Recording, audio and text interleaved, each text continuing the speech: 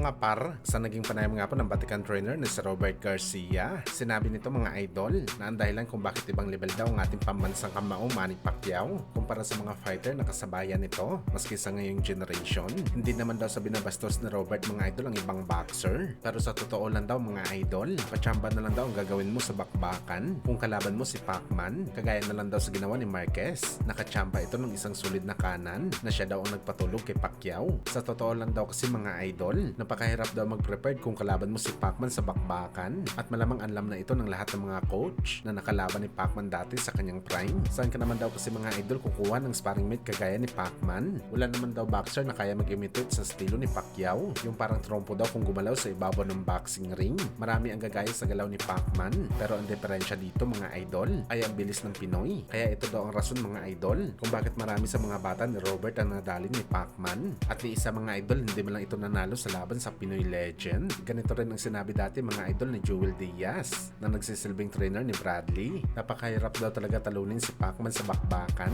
Siya daw ang pinakamahirap na paghahandaan mo sa isang laban. Hindi ka lang daw kasi nito wawasakin physically. Dapat daw pati mentally mo sa bakbakan matibay, dahil itong unang mauubos sa'yo kapag kalaban mo si Pacman.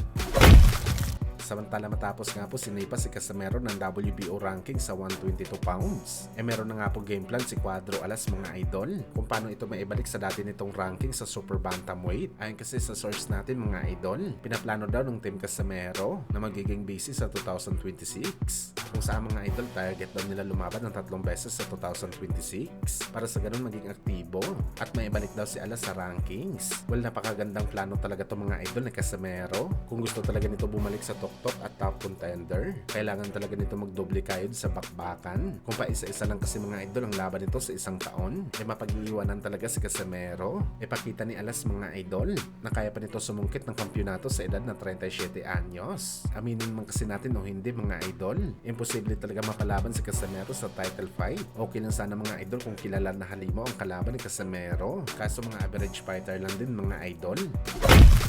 Sa kabilang banda naman mga boss, matapos nga po ang naging riot sa exhibition fight kahapon ng UFC fighter na si Silva kalaban ng dating boxing champion na si Pretas, kung saan halos ng tao sa ring yung suntukan, grupo-grupo ang banatan. Nagsalita na nga po si Silva mga idol matapos ito matulog sa gitna ng riot, kung saan makikita natin mga idol nabasag talaga ang mukha nito matapos ito hampasin ng isa sa mga membro ni Pretas. Bali talaga ang ilong nito mga idol.